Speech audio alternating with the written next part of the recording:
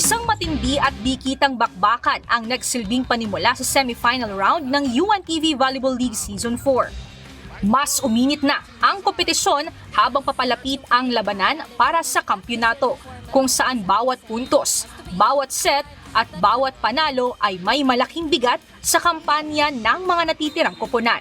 Isa sa mga pinaka-inaabangang pagtatapat ang muling paghaharap ng COMELEC Suffragettes at PhilHealth Health Insurers. Nauna nang dinumina ng COMELEC noong elimination round ang PhilHealth, kaya target ng health insurers na makabawi at maipakita ang kanilang paghahanda ngayong semifinals. Sa unang set ng laro, kapwa nagpakita ng matinding depensa at epektibong opensiba ang dalawang koponan. Halos walang makaalis sa dikitang palitan ng puntos habang kapwa sinusubukan ng bawat panig na maitakda ang kontrol sa laro. Sa mga huling bahagi ng set, naging mas mahusay ang execution ng PhilHealth sa mga mahalagang rally na naging daan upang makuha nila ang unang set sa score na 25-23. Ngunit hindi nagpatinag ang COMELEC. Pagpasok ng ikalawang set, kitang-kita ang mga pagbabago sa kanilang diskarte.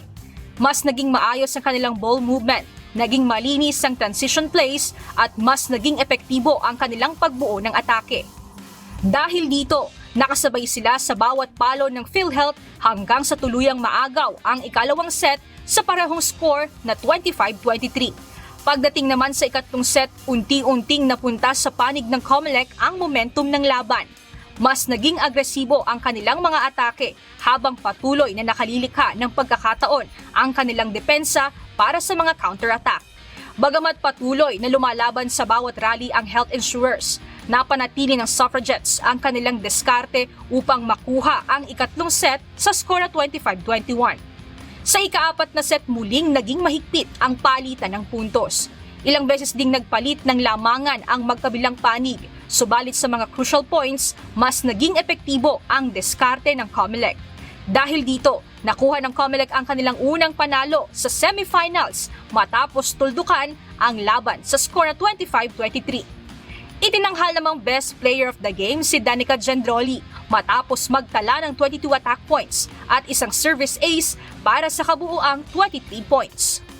Sabi ko naman, kahit sino naman kalaban namin, kung gagalawin lang nila yung kailangan nilang galawin and ma-execute lang nila yung tinuturo namin sa training, regardless kung sino yung kalaban namin, I think kaya naman namin manalo.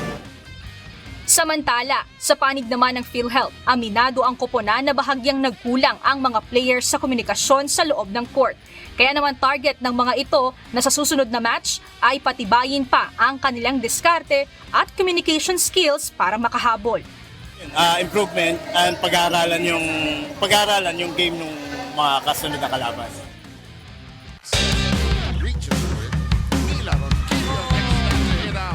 Patibayan naman ang depensa, disiplina at endurance ang naging labanan ng BFP Lady Firefighters at PNP Lady Patrollers sa ikalawang laro ng semifinals. Sa unang set pa lamang ng game, ramdam na agad ang tindi ng kompetisyon habang nagpapalitan ng lamang ang dalawang koponan. Nagpakita ng magandang simula ang PNP, subalit hindi naman nagpaiwan ng BFP at patuloy na sumasabay sa bawat rally.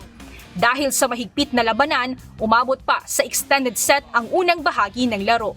Sa mga huling puntos, naging mas maayos ang execution ng BFP sa kanilang mga atake at depensa na nagbigay daan upang makuha nila ang unang set sa score na 26-24. Hindi naman nagpatinag ang PNP sa ikalawang set, agad silang bumawi at nagpakita ng mas organisadong laro sa magkabilang dulo ng court. Mas naging maagap ang kanilang pagdepensa sa net at mas naging epektibo ang kanilang mga pag-atake, kaya napigilan nila ang momentum ng BFP sa laro. Naging resulta ito upang makuha ng Lady Patrollers ang ikalawang set sa score na 25-19 at maitabla ang laban. Pagpasok ng ikatlong set, nadala ng PNP ang kumpiyansa mula sa kanilang panalo sa nakaraang set. Bagamat patuloy ang paghabol ng BFP sa bawat pagkakataon, napanatili ng PNP ang kanilang kontrol sa laro. Sa mga mahalagang puntos, naging maayos ang kanilang pagtatapos ng mga rally na naghatid sa kanila upang muling maipanalo ang third set sa score na 25-22.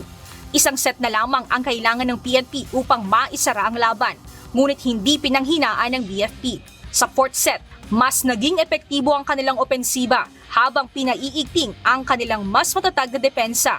Kasabay nito, nakinabang ang BFP sa ilang unforced errors mula sa PNP na nagbigay ng karagdagang puntos sa kanila. Habang tumatagal ang set, lalo pang lumaki ang lamang ng BFP na tuluyang naghatid sa kanila upang maipanalo ang ika-4 na set na may malaking lamang na 25-12. Dahil dito, napuwersa ang laban sa isang extended fifth set. Sa huling set na ito, walang kupunang nagbigay ng maluwag na pagkakataon sa kanilang kalaban. Naging dikdikan ang palitan ng puntos habang kapwa maingat ang dalawang panig sa pag-iwas sa mga pagkakamali. Bawat rally ay may malaking epekto sa takbo ng laban dahil ang unang makakaabot ng 15 puntos ang magwawagi. Sa mga huling bahagi ng set, naging mas matatag ang BFP sa diskarte at kumpiyansa na maiuwi ang panalo. Kaya naman sa kabila ng mahigpit na laban, tagumpay at emosyonal na naipanalo ng BFP ang unang set sa score na 15-11. Itinanghal namang best player of the game si Gang Abellana mula sa kanyang 25 attacks at 1 block na may kabuuang 26 points. Ang hirap ng laruan kasi nauna na sa amin ng 2 sets yung PNP. So ang hirap ibalik ng momentum sa amin. So palit-palit ulit kami ng tao, palit ulit hanggang kung sino yung talagang pwede namin ipasak hanggang dulo. Hindi kailangan mag-relax kahit nakapanalo na kami ng isa. So kailangan namin kuhanin kung kaya namin kuhanin yung dalawa, pipilitin namin. Pero ang ipapamindset mo lang muna sa team, yung Comelec lang muna, yung susunod na game.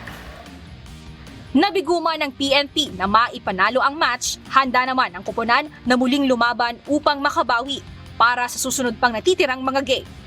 Kaya naman patuloy na abangan ang humihigpit na kompetisyon ng diskarte at galing sa mga natitira pang match ng 4 na koponan. Sa June 17, abangan ang paghaharap ng Comelec Suffragettes kontra BFP Lady Firefighters sa ganap na 12:00 ng tanghali. Susundan nito ng pagtatapat ng PhilHealth Health Insurers kontra PNP Lady Patrollers ng 2:00 ng hapon. Tutukan ang kaabang-abang na paghaharap ng mga koponan sa nag-iisang liga ng public servants. Abangan ang exciting valuable action via live streaming sa Facebook at YouTube channel ng UNTV Sports. Win in sports, win for charity.